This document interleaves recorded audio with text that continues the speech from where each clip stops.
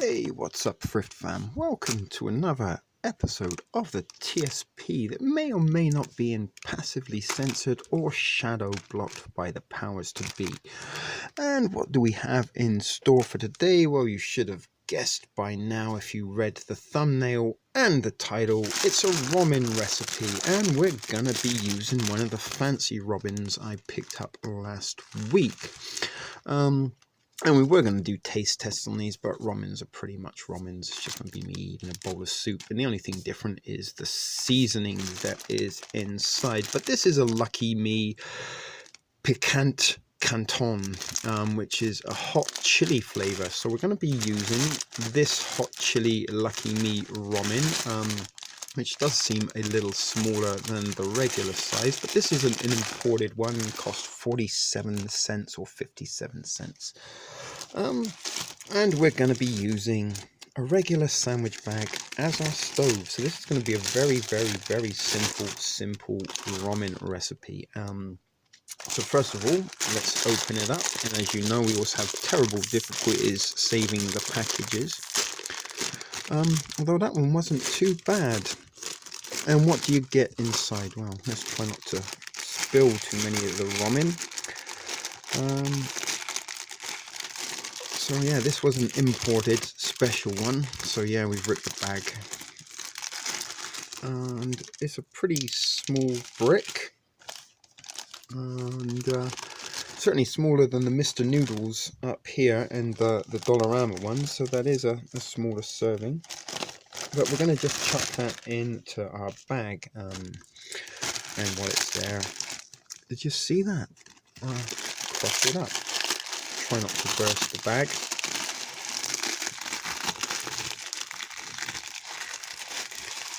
Now, we're going to keep this a simple 3-ingredient recipe. We could add to this if we wanted to, but we're going to just use 3 ingredients. One of those being the ramen. And the second, let's see what else we've got. We won't look at the second thing. So what did we get? We got a little cup of yellow stuff. I'm guessing that is some soy sauce and a regular seasoning packet. So that's all you get extra in your ramen is this little thing. So is that really worth 27 cents as opposed to the 20-cent ramens from the dollar store? Probably not. Due to temperature changes, sauce may have a crystal-like salt particles which melt freshly cooked noodles. Okay, so that's nothing to worry about. Salt crystals. So let's make sure we get all of our ramen noodles into the bag. And somehow we always manage to spill ramen. But as we say, we don't cry over spilt ramen.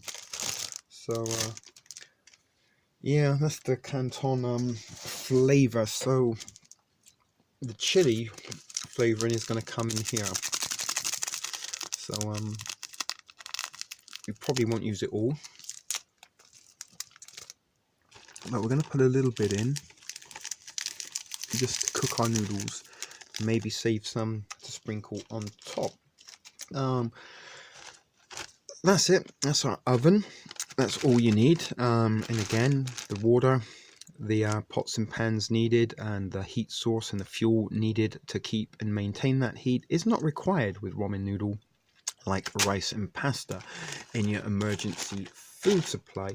And all you need to do is get some water, and I have some here. It's not actually Dasani, it's just an empty bottle that, as always, is filled from the hot water tap. Now at this point, a little can of V8, the small little miniature ones that I use, would probably be pretty good to toss in at this point. I'm even almost tempted to use one, but we're not. You may not have a can of V8, but you know what, I am going to use the V8 because I need the vitamins in this, the utensils, the nutrients in the vitamins. So here's one of those little tiny V8 cans. You can get these in a 6-pack for about $3. These work out at 50 cents each. So fancy ramen and a fancy V8. And normally we would use the water, and we wouldn't need very much to cook this. So what we are going to do open up a little can of V8 from the pantry. Excuse me, I've got hiccups from chugging water before this. I do still think I'm a little bit dehydrated from heat exhaustion. So we're just going to pour the V8 into the bag, the entire can. And I should have given you the nutrients on there. Where are they? Yeah, you get a lot of good stuff. I've crushed the can now. We can read them. So that's how we're going to cook the ramen. And I think we may have a little leak. So we're going to put that on a plate so we don't leak anymore. And what we're going to try and do is get air out and seal this the best we can. And just leave that there to soak up. Now the next item we're going to be using is one of these jumbo Great Canadian meat sticks, and this is a hot spicy sausage to go with a hot spicy chili ramen. We're going to make it nice and spicy with this. And I got to open it, and I did. Oh, it's very greasy. We should have probably thrown this into a cook, because look at all that good grease that come out of there. It's almost a shame to waste that grease, and we might try and get that out. And this smells very much like a Polish sausage, and like the Polish delicatessen store actually. And we're just going to snap it up with our fingers. Let me try some. Wow, that's pretty. Wow, yeah, that's a very good sausage. But that's what we're going to do. Just break it up with our fingers, because we may not have knives and forks and stuff like that.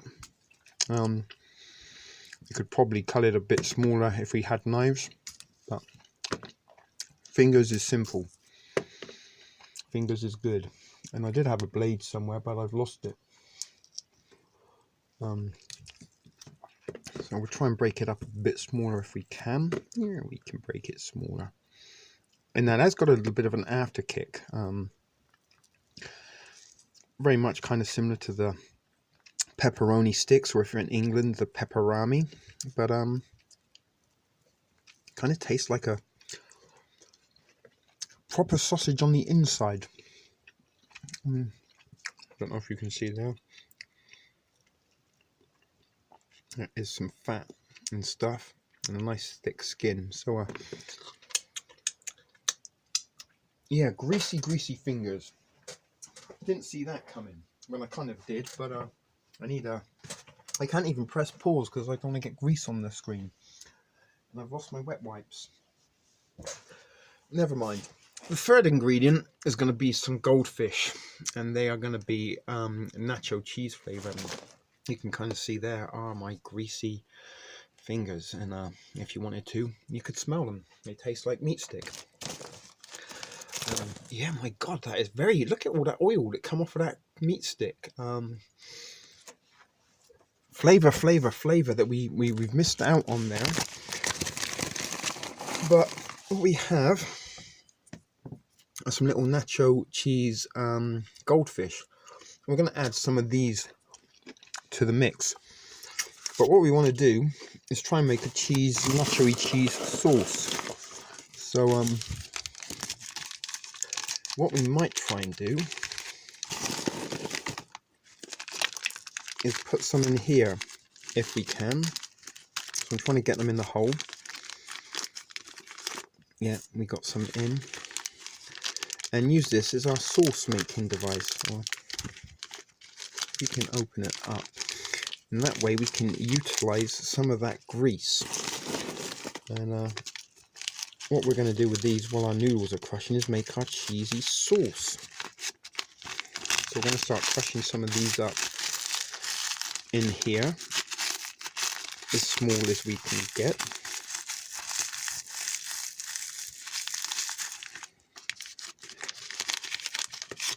And keep adding a few more to make our cheese sauce. I'm trying to keep it over the plate so we don't make a mess to our nice shiny black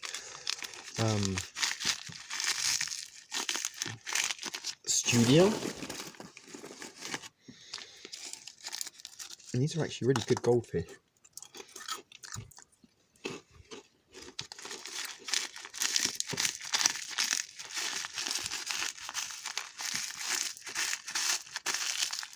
Okay, so that should be enough. We're going to get a little bit of water and pour that in. Excuse me. And hopefully not make too much mess. Maybe we put a little too much water in there. And we're getting some come out the bottom. But that's going to make our cheesy sauce. It's going to go on the top of this. Although it's going to be a bit crunchy. We try to... I don't want to get the water to leak and make too much mess. But we're going to try and squish it down as much as we can. Push our sausages to the side. Maybe add a few more. Make the fish to water, so to speak. And yeah, I'm making quite a mess squirting that out, but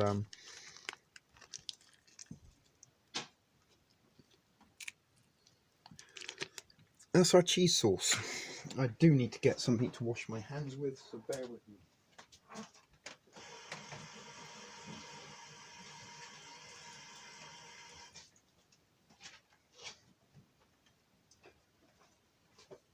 So luckily, most of the mess is on our plate, and I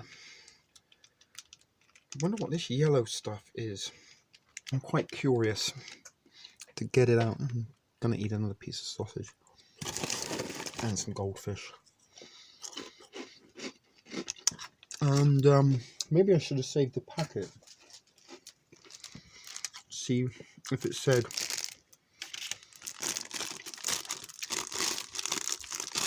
what the yellow stuff is. I'm guessing it's some sort of flavour enhancement, but I can't see the small writing. I guess there's only one way, is we're gonna have to try it. So how are those coming along in there? Still a little crunchy, and it does take a little longer to soften up with the cold water as opposed to the hot tap water, but that's gonna soak up as much of that as we can. And what we might even do is throw our sausage in now. Let's get those in there as well, and maybe those flavors will melange a little bit. And let's throw a few more goldfish in this bag for good measures as well. So really and truly, the only healthy thing that we're kind of putting in this is the V8, but that will kind of make this not so much empty calories. So you kind of just mix all of this around, and you may get some ASMR from me squishing around the bags. And you can see the little fishies in the bag there. And you know, you can prepare this ahead of time if you need to. And just keep that in your sandwich bag if you needed. Take it and go. And of course, you can actually eat this straight out of the bag. So yeah, noodles are still a little al dente. And again, I really should have brought a cloth with me. I'll just use this oversized hat that I don't wear as a cloth. Oh, we've left a piece of sausage out. That's right, I'll just eat it. And our cheese sauce is kind of thickened up. And again, we're not winning any Michelin stars here, and we're not winning any awards for fancy plating. This is just a very simple fill-in meal with a little bit of nutritional value thrown in, courtesy of the V8. But it's essentially junk food. But junk food and sometimes the calories in an emergency is not going to be a bad thing. In fact, it could almost be a good thing if you're not getting much food, to get all this fat in grease into your system, because that's all stuff your body can burn off, will make energy. So I'm curious what this is. I'm not going to get it out until we're ready to eat.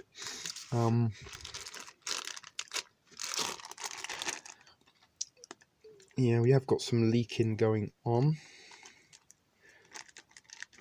but that's it. You know what? Let's just dump this all out, and we're just going to have a sloshy, goopy ramen. Actually, I can use the ramen packet to put our cheese sauce on, and we're going to empty that out onto the bag. Now, you could wash that out and save it if you want. We're going to throw it away because we've already discovered it's got some holes. Let's just wipe up some of the splashes that we've got so far.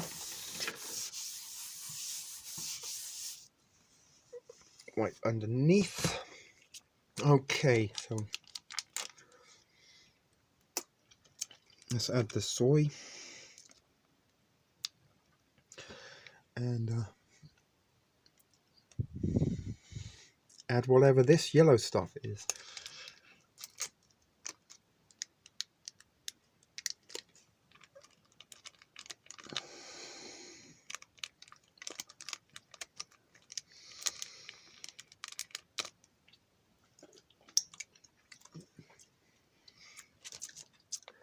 I think it's garlic. It tastes very, very garlicky. In fact, it is. That's pretty much what that is, garlic paste. So we're going to put in our cheese sauce on the top.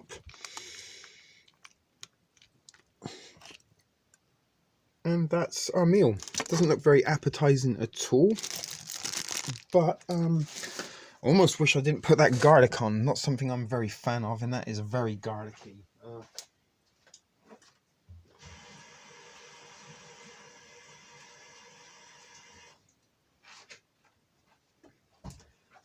And it's kind of that, I don't know, nasty, not fresh garlic place that you know you're going to be tasting for fucking weeks. But never mind. Let's throw a little bit of chili powder on the top of the cheese sauce, which is kind of more like a dough. But you can kind of see there, look. That's what our meal looks like. And let me get my MRE spoon, if I can find it. Oh shit.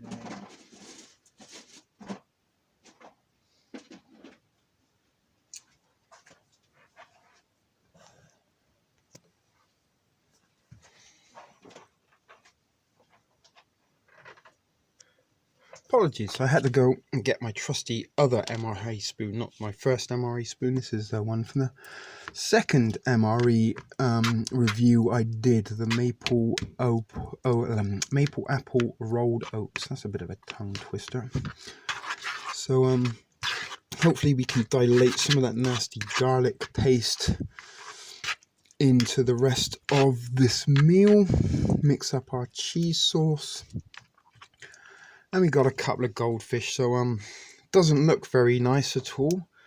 But from a distance, you could probably pass that off as some kind of rice and meat type of dish, and hopefully that will taste good. So I'm going to give it a little taste test.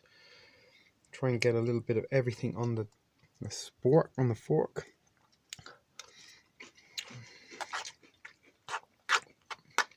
Not bad. Not bad at all.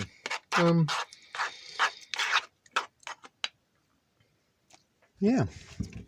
I mean, as I said, it's not going to be winning any awards, but it certainly has some flavors there. I can't really say it's a Mexican or Southwestern flavor, but the kind of V8 does give it a little bit of Italian food, kind of that marinara kind of flavoring, and can't really taste the soya.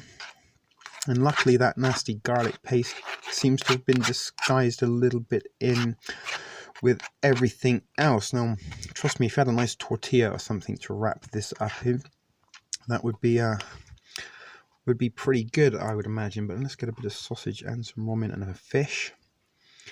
There's not actually room on the spoon.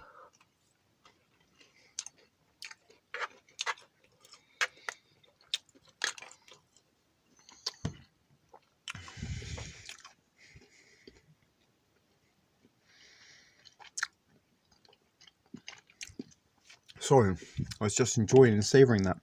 It actually works quite well all together.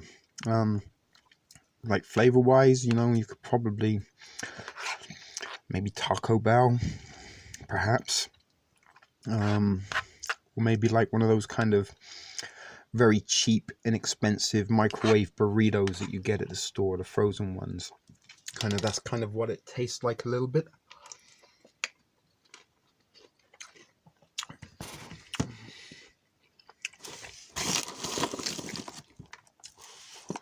But it's actually pretty good.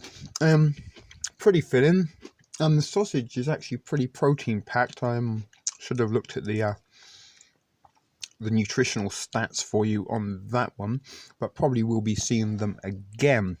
So that was a fancy ramen, a spicy meat stick, and some goldfish. Ramen recipe brought to you courtesy of the TSP, and this is some thrift store ramen recipe. There you go, very cheap, very easy, no cooking skills really needed, and a little dish that you can make out of your preps that costs you know, $1 or $2, although the meat stick was $2.99, so kind of expensive. You could get yourself a nice can of something, but you know, meat sticks are things that you might find in your pantry: jerky, pepperoni, salamis, these kind of things. And it's something from my pantry. Oh, there was a nasty piece of that garlic. Yuck, yuck, yuck. That's the only thing that's ruining it for me. As I said, I'm not a fan of overly garlic things, and that was a little bit too garlicky. But perhaps if we'd have mixed it in at the beginning with the sauce and the noodles, mix it all up together in the cooking pot, that would have been quite nice. So giving it some flavour. But all in all, it's not a bad meal. It's just a simple and easy way that you can put together something on the run, on the go, without having to cook, without having to use excessive amounts of fuel, water, and utensils. So that will be it, Thrift Fam. This has been, as always, a shit video production for me, the Thrift Store Prepper. Hope you enjoyed this video. Leave a comment if you did. And we'll see you next time, and keep it thrifty.